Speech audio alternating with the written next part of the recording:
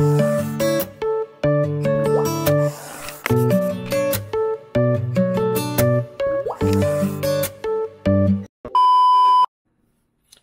everyone! Good morning. Good morning, magandang araw. Kasi I don't know if I can still upload this during morning. But have a great day.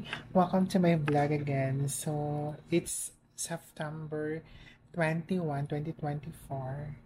Currently, it's 10:14 in the morning. So, kahit Saturday, I'm here sa office nag-work. Although, yeah, wala naman akong pending, but blackout kasi sa bahay from 8 to 5. Pero usually, pumupunta talaga ako ng office pag Saturday just to go to work para at least pag next week, konti na lang ang tatrabahuin ko mga documents.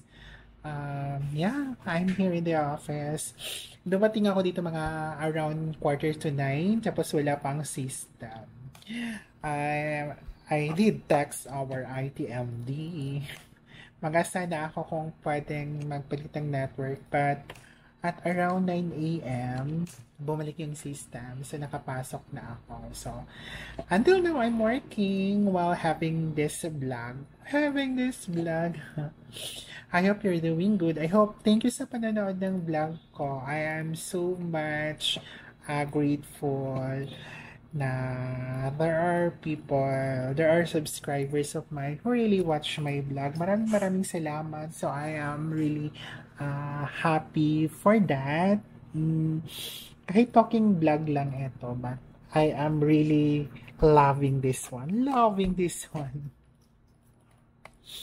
You know guys, sa life naman natin, dumadating talaga mga struggles financially, emotionally, and everything under the sun. And depende na yun sa coping mechanism ng tao kung paano niya i-handle. Like me, I know I have so much struggle in life for today, but I am trying to live life gratefully despite of those struggles. Kasi yung struggles, andyan lang naman yan. And also, you have only one life. Why not treating this as yung making your life lighter despite of the struggles? Because matatapos din yan. And pag hindi mo kasi ini-enjoy ang life mo, yung problema always ang iniisip mo, you will really be stuck up in one place. Just enjoy life and be grateful. And alam niyo yung law of attraction or the power of gratitude. Kasi actually before pa, nasa PhilHealth na ako, I love reading books. So na basa ko yung The Secret. So yung The Secret naman na libro is nagtiteach sa'yo on how to manifest, how to be grateful about the universe and everything. Yung mga ganyang aspects sa life na everything na kung anong gusto mo, kung lagi mong iniisip, mapapasayo. Yung mga ganyang factor. But I did stop. Yeah, manifestation. Yeah, nagmamanifest talaga. Promise guys, nagmamanifest talaga. And also with the guidance of our Lord Jesus Christ, nagmamanifest talaga siya. You don't have to start on big things. You start on the small things. Yung kahit lang upon waking up, setting your mood na it will be a great day today, setting your mood kung ano ang goals mo for that day. Kahit yung papunta ka ng office, kahit matraffic, dapat i-manifest mo na before 7:30 andun ka na sa office. Yung mga ganyang factor, and natutupad yun. Akala nyo, yung sa ginagawa ko, natutupad talaga siya. Kaya I am really thankful on that. And siniset ko talaga na mahahappy ako every day kung ano mangyari sa day ko. Siniset ko na yun na it will be a very great day today.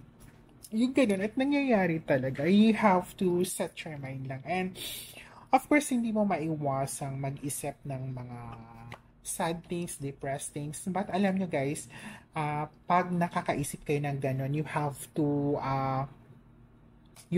revert your thinking to joyful moments. Isipin mo yung mga bagay na nagkakapasaya sa'yo, na nakaka-feel ng love, yun yung iisipin mo para the energy will be rebirthed to positive one. Yung mga ganong factor, and always give things to the people around you.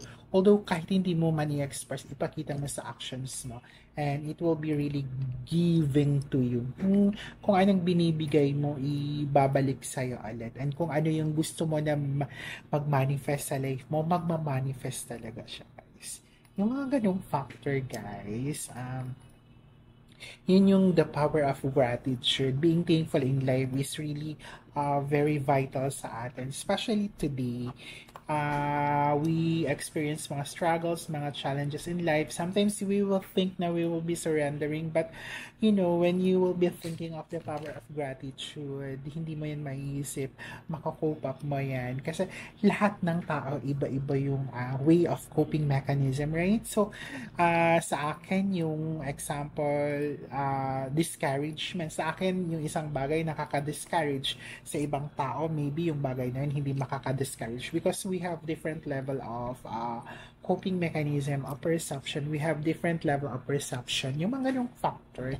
Kaya, if ever you will met someone na struggling or you know na emotionally drained siya, please don't just be kind na lang sa kanya. Kasi somehow yung siguro yung nagpapadepress sa kanya, pag sa'yo yun nangyari, hindi yun makakadepress sa'yo, but sa kanya, nadidepress siya. It just shows na different person, different human beings has different way of how to cope in certain things, right? So, why not being grateful na lang? The power of gratitude, the power of kindness, yun na lang yung isi-share natin. Huwag na lang yung mga negative vibes na isi-share, di ba? As long as you're happy and you can share kindness, why not go, di ba? And also, kung wala ka namang sabihin iba na mabuti or kind, so better be silent na lang. Yun yung mas makakatulong pa ang ganun, di ba? Ang daming pinagsasabi, but that's all about life. Yun yung perceptions ko. If you have other perceptions or kung ano man, you can comment down below, and I love to read all your comments, and for sure magre-reply ako pag magko-comment kayo, guys. Yung mga ganong factor, diba? Kaya kagaya ngayon, so I'm thankful kasi nakapunta ako ng office and work ako, at least ma-minusan yung workload ko for next week. Pero may ibibigay na namang bago, but that's life because we're working. Then later on, I'll be meeting my friend. We will be talking about the business ventures sa kanya. Tinutulungan ko siya. Yun yung gratefulness in life. Then, kakain ng food na favorite. The simple food that yung nakaka-enjoy kainin. Yun lang. Mga ganyung factor, guys. So you don't have naman to complicate everything. Just look everything in a simple way and approach in a simple manner. Huwag mong gawing komplikado ang mga things sa buhay para hindi ka mahihirapan. Di ba? Ang dami ko ng pinagsasabi dito, guys, no? So, I hope you're loving my vlog. And please don't forget to comment down below, like this vlog, and share this video, di ba? So, I'll be keeping you updating on my talking vlog every day. Iba-iba yung upload ko. I mean yung mga topic ko, but I hope you really love it. I love to read your comment, guys.